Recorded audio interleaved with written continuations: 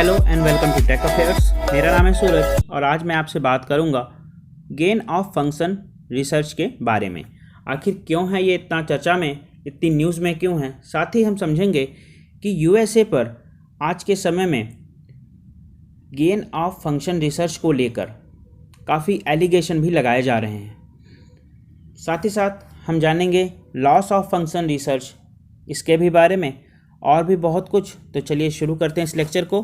उससे पहले मैं आपको बता दूं कि यह लेक्चर यूपीएससी के पॉइंट ऑफ व्यू से काफ़ी इम्पॉर्टेंट है। यूपीएससी के जीएस पेपर 3 के लिए, also state and central government exam के लिए भी इससे क्वेश्चन बन सकते हैं। इन सब एग्ज़ाम के लिए साइंटिफिक इनोवेशन एंड डिस्कवरीज। उससे पहले आप सभी के लिए एक क्वेश्चन है, प्लीज़ इसे अटेम्प्ट करिए। इसका आंसर आप देख सकते हैं कमेंट बॉक्स में। मैं इसका आंसर आपको दूंगा इस वीडियो के एंड में। किस भारतीय टाइगर रिजर्व ने बाघों की आबादी को दोगुना करने के लिए यूएनडीपी का TX2 वैश्विक पुरस्कार जीता है? 4 ऑप्शन हैं, अपना ऑप्शन, करेक्ट ऑप्शन कमेंट में लिखिए ना। बात करते हैं इस टॉपिक की, तो अभी हाल ही में द हिंदू ने भी इसे कवर किया है। आप देख सकते हैं, explain what is gain of function research. हम आगे बढ़ते हैं।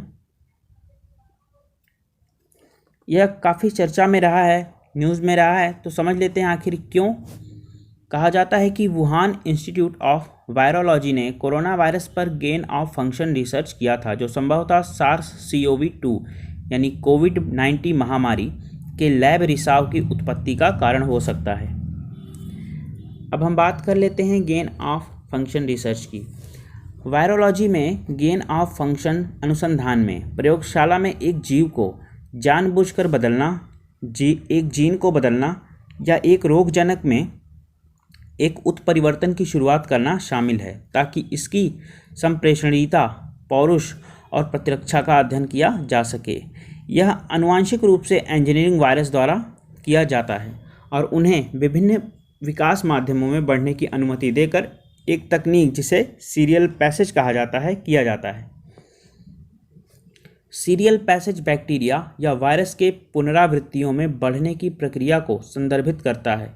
उदाहरण के लिए, एक वायरस एक वातावरण में उगाया जा सकता है और फिर उस वायरस की आबादी के एक हिस्से को हटाया जा सकता है और एक नए वातावरण में रखा जा सकता है।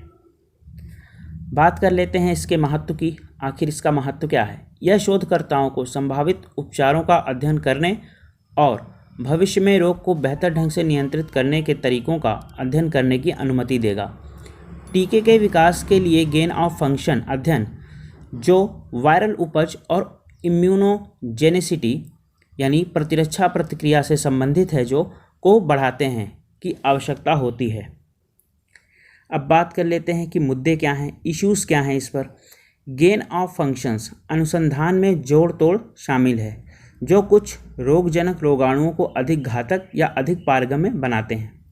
लॉस ऑफ फंक्शन शोध भी है, जिसमें म्यूटेशन को निष्क्रिय करना शामिल है, जिसके परिणाम स्वरूप मूल कार्य का महत्वपूर्ण नुकसान होता है या रोगजनक को कोई कार्य नहीं होता है।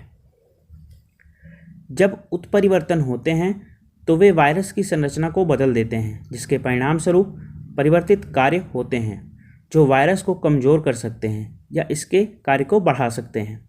गेन ऑफ फंक्शन अनुसंधान में कथित रूप से अंतर्निहित जैव सुरक्षा और जैव सुरक्षा जोखिम होते हैं, और जो इस प्रकार इसे चिंता के दोहरे उपयोग अनुसंधान DURC के रूप में संदर्भित किया जाता है।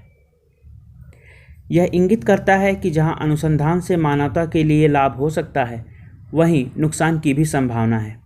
प्रयोगशालाओं से इन परिवर्तित रोगजनकों के आकस्मिक या जानबूझकर भागने से महामारी भी हो सकती है, जैसा कि कोविड-19 के मामले में कहा जाता है।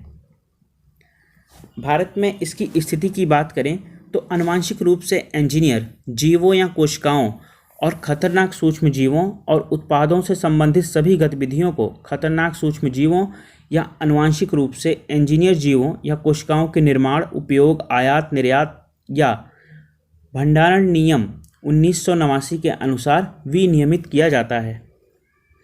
2020 में जैव प्रौद्योगिकी विभाग ने जैव सुरक्षा प्रयोगशाला नामक रोकथाम सुविधाओं की स्थापना के लिए दिशा निर्देश जारी किए हैं।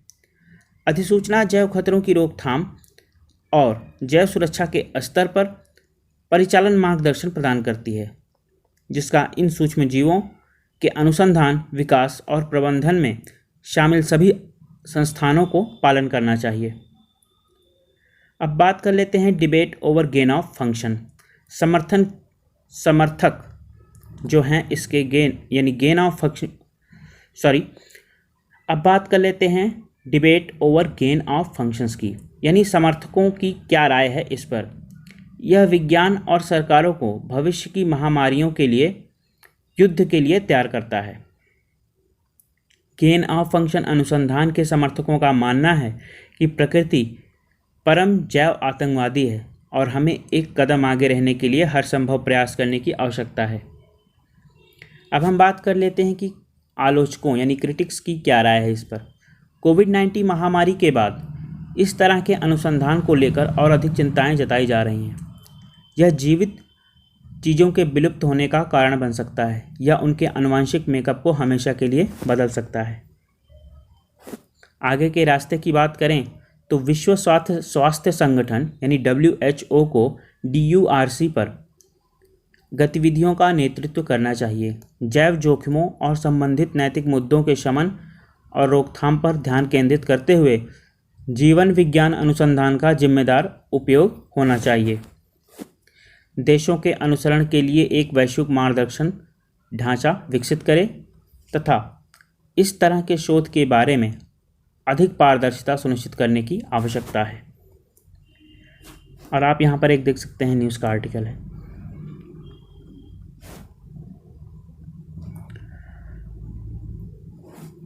अब हम बात कर लेते हैं इस क्वेश्चन की जो मैंने आपसे इस वीडियो के स्टार्टिंग में पूछा था। तो इसका राइट आंसर है option A, Pilibhit tiger reserve. Pilibhit tiger reserve यानी PTR उत्तर प्रदेश और राज्य वन विभाग ने पहली बार अंतर्राष्ट्रीय पुरस्कार TX2 प्राप्त किया है। 2014 में 25 बाघों से 2018 में 65 करने के लक्ष्य के मुकाबले 4 साल में बाघों की संख्या को दोगुना करने के लिए पुरस्कार की घोषणा की गई है। UNDP यानी संयुक्त राष्ट्र विकास कार्यक्रम ने प्रधान मुख्य वन संरक्षक को पुरस्कार प्रदान किया है। अगर आपको यह लेक्चर पसंद आया हो, अगर आपको कुछ भी इससे सीखने या जानने को मिला हो तो आप इस लेक्चर को शेयर कर सकते हैं। साथ ही साथ आप इस चैनल को सब्सक्राइब कर सकते हैं। अगर आपको इस लेक्चर की PDF चाहिए तो आप डिस्क्रिप्शन में दिए गए टेलीग्राम लिंक को ज्वाइन करके PDF प्राप्त कर सकते हैं। ऑल्सो अगर आपको साइंस एंड टेक की डेली अपडेट चाहिए स्पेशली फॉर UPSC, CDS इन सभी के लिए तो आप हमारे इंस्टाग्राम चैनल से जुड़ सकते हैं जिसका लिंक आपको डिस्क्रिप्शन में मिल जाएगा। Thanks for watching this. Have a great day.